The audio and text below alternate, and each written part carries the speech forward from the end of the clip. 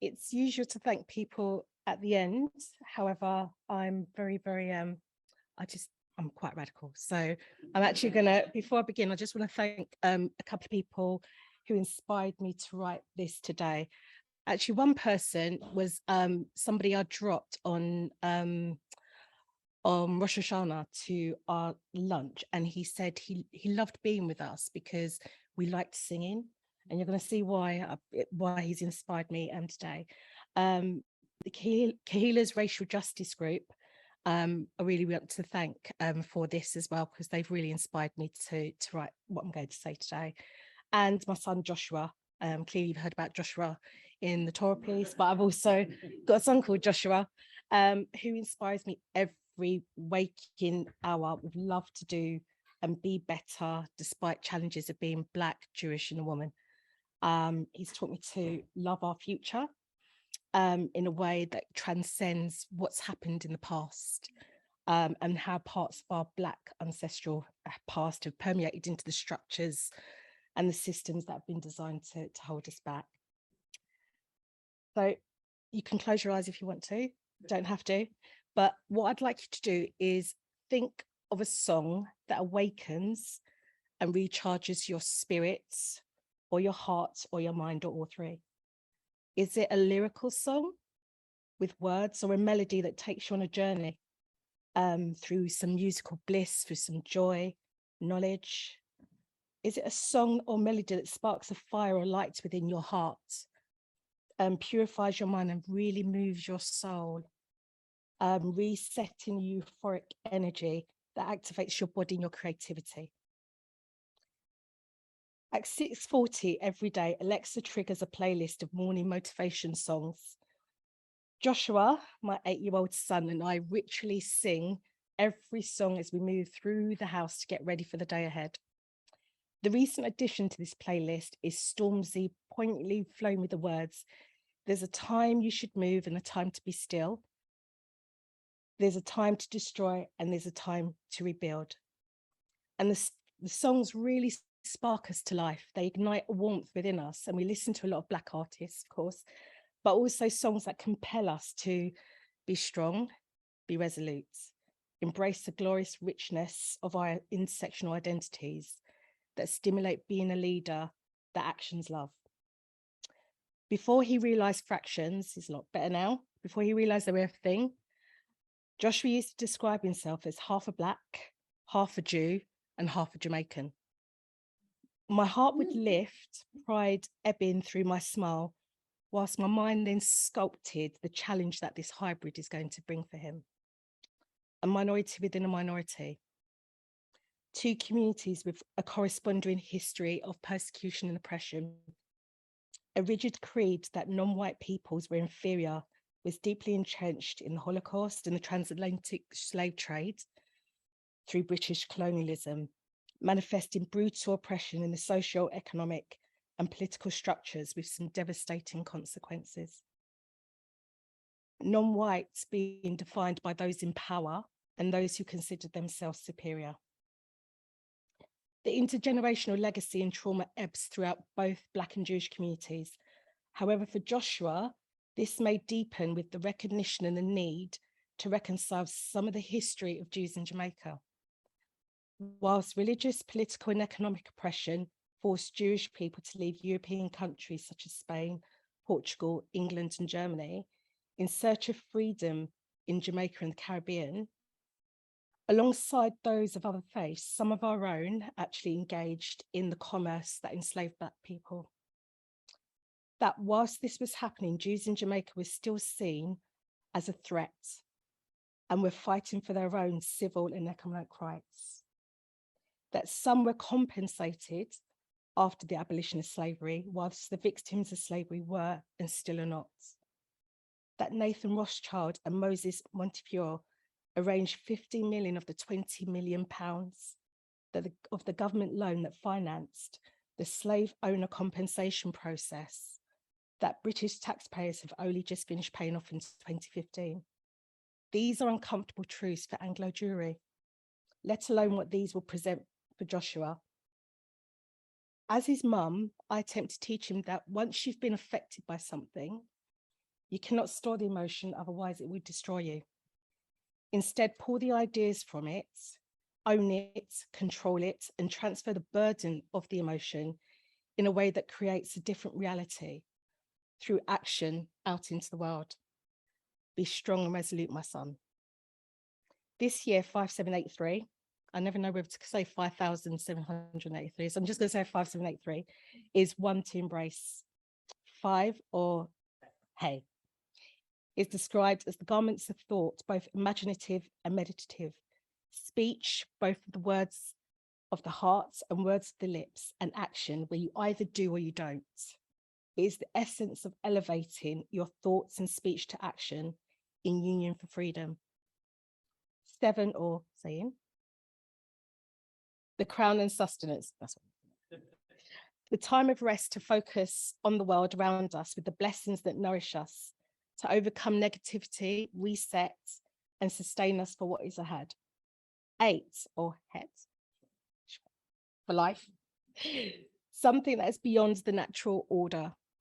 Life was made from nothing into something, from a union of individual elements that combined, connected, and fused together. And 3,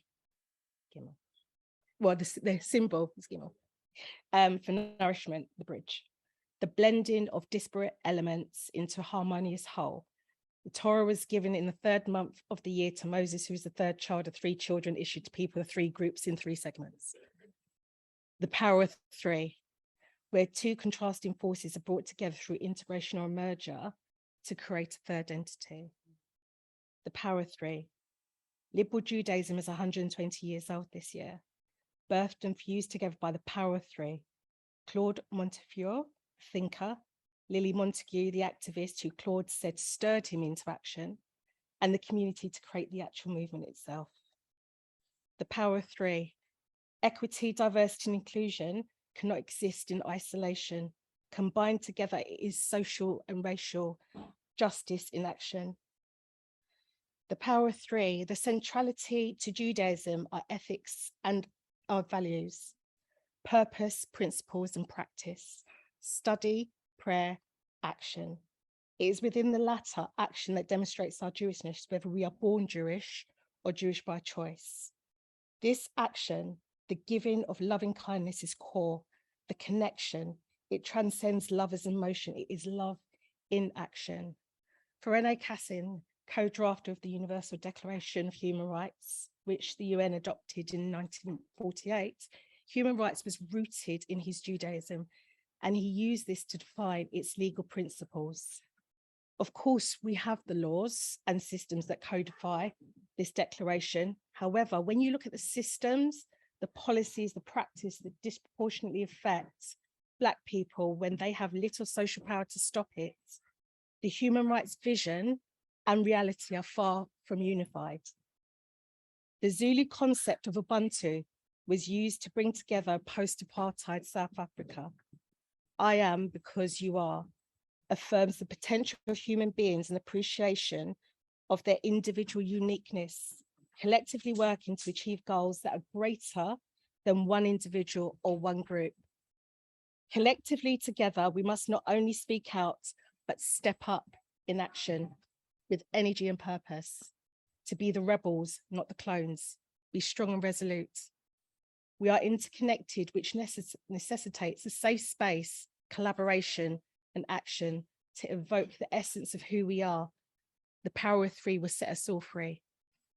It is not lost on me, and I'm not sure whether Rabbi Leah planned this, that this Black History Shabbat is deeply personal for me. This year's Black History theme is called Time for Change, Actions Not Words, with an emphasis on, whilst reclaiming our history, we must reset our mindsets and ambitions for the world and ourselves. Joshua, who my son is named after, took over from Moses to settle in Israel.